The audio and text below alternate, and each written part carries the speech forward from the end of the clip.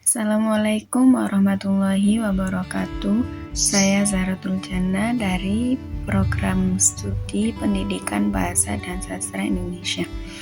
Di sini saya akan memaparkan 20 teori psikologi pendidikan. 1. Teori perkembangan kognitif oleh Jean Piaget, yaitu cara berpikir anak berubah seiring umur. Ada 4 tahap dari bayi sampai dewasa. Contoh, anak TK belum bisa memikir abstrak, makanya belajarnya pakai mainan. Yang kedua, ada teori sosiokultural oleh Lev Vygotsky, yaitu kita jadi pintar karena interaksi dengan orang lain. Seperti guru, teman, itu penting. Contohnya, kita bisa mengerjakan soal susah kalau ada yang nuntun dulu. Itu namanya ZPD. Yang ketiga, ada teori behaviorisme oleh B.F. Skinner, yaitu perilaku bisa dibentuk kalau bagus dikasih hadiah, kalau jelek dikasih hukuman. Contohnya, dapat poin kalau ngumpulin tugas tepat waktu. Yang keempat, ada teori belajar sosial oleh Albert Bandura, yaitu kita belajar dengan cara mencontoh orang lain, melihat, tiru, seperti itu. Contohnya, kamu jadi rajin karena lihat kakak kelas rajin belajar. Yang kelima, ada teori penemuan Jeremy Bruner, yaitu lebih gampang ingat kalau kita nemu sendiri jawabannya, bukan disuapin. Contohnya, praktikum sains. Kita coba sendiri baru paham hukumnya. Yang keenam, ada teori koneksionisme oleh Edward Thorndike, yaitu sering latihan mengakibatkan kita menjadi lebih pandai dan otak bikin koneksi kalau diulang terus. Contohnya, jago main game karena main tiap hari. Yang ketujuh, ada teori hierarki kebutuhan oleh Abraham Maslow, yaitu mau belajar, pastiin kebutuhan dasar udah aman dulu. Makan, aman, disayang. Contohnya, kalau lapar, mana bisa fokus dengerin dosen. Yang ke-8, ada taksonomi tujuan pendidikan oleh Benjamin Bloom, yaitu ada 6 level berpikir. Pertama, dari hafal menuju paham, kemudian bisa. Setelah bisa, dia akan menganalisis, dan yang kelima, dia akan menilai. Yang keenam, bikin baru. Contohnya, UTS, hafal, skripsi, bikin baru. Yang kesembilan, ada teori kecerdasan majemuk oleh Howard Gardner, yaitu orang pintar itu beda-beda. Ada yang pintar ngomong, ada yang pintar gambar, ada yang pintar musik, ada yang pintar bersosialisasi. Contohnya, temenmu jago basket tapi nilai MTK pas-pasan, itu normal. Seorang pasti punya skillnya masing-masing. Yang ke-10 ada teori pembiasaan klasik oleh Ivan Pavlov, yaitu kebiasaan terbentuk karena dibiasain. Ada bunyi, ada reaksi.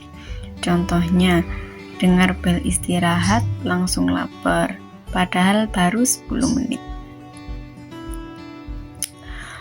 Kemudian yang ke-11 ada teori humanistik dari Carl Rogers, yaitu siswa itu pusatnya guru, harus jadi teman, bukan bos. Hargai dan dengerin siswa.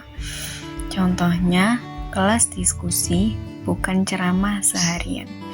Yang ke-12 ada teori eksperimental oleh John Dewey, yaitu belajar paling nempel kalau langsung ngalamin sendiri. Contohnya, belajar masak ya harus ke dapur, bukan cuma baca resep. Yang ke-13 ada teori konstruktivisme oleh Ernst von Glasersfeld, yaitu pengetahuan itu kita bangun sendiri dari pengalaman kita. Contohnya, tiap orang nangkep materi dosen bisa berbeda-beda. Yang ke-14 ada teori metakognisi oleh John Flavel, yaitu sadar sama cara belajar diri sendiri. Semisal aku belajar paling efektif kalau bikin rangkuman. Ada lagi yang aku bisa mudah paham kalau aku buat mind map. Aku bisa mudah belajar kalau sambil dengerin musik. Seperti itu. Contohnya, sebelum ujian kamu mikir, pakai cara apa ya biar gampang ingat? Yang ke-15 ada teori pembelajaran bermakna oleh David Ausubel, yaitu ilmu baru gampang masuk kalau disambungin sama ilmu lama yang udah kita tahu.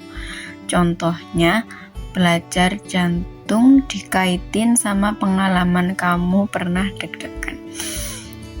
Yang ke-16 ada teori kognitif sosial oleh Albert Bandura, yaitu perilaku kita sama dengan hasil gabungan diri sendiri dan lingkungan, juga cara berpikir.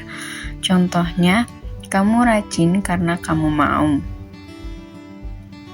juga karena teman rajin, bisa karena yakin bisa lulus.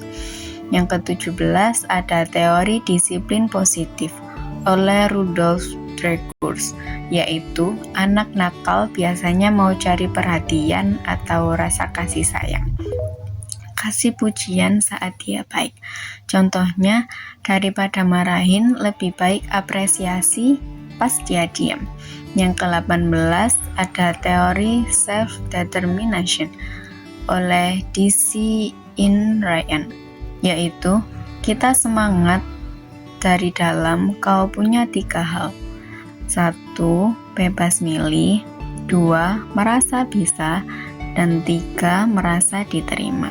Contohnya, kamu semangat ikut lomba karena milih sendiri dan dilatih juga disupport tim.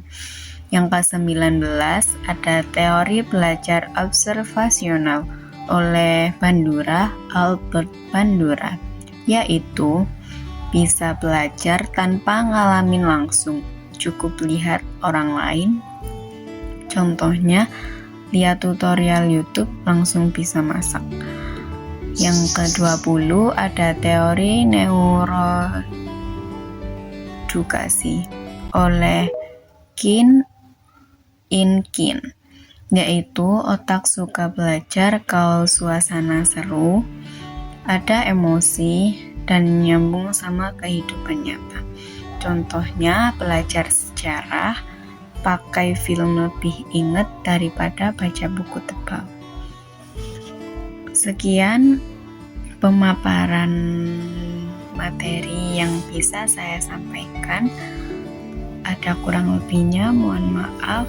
Wassalamualaikum warahmatullahi wabarakatuh.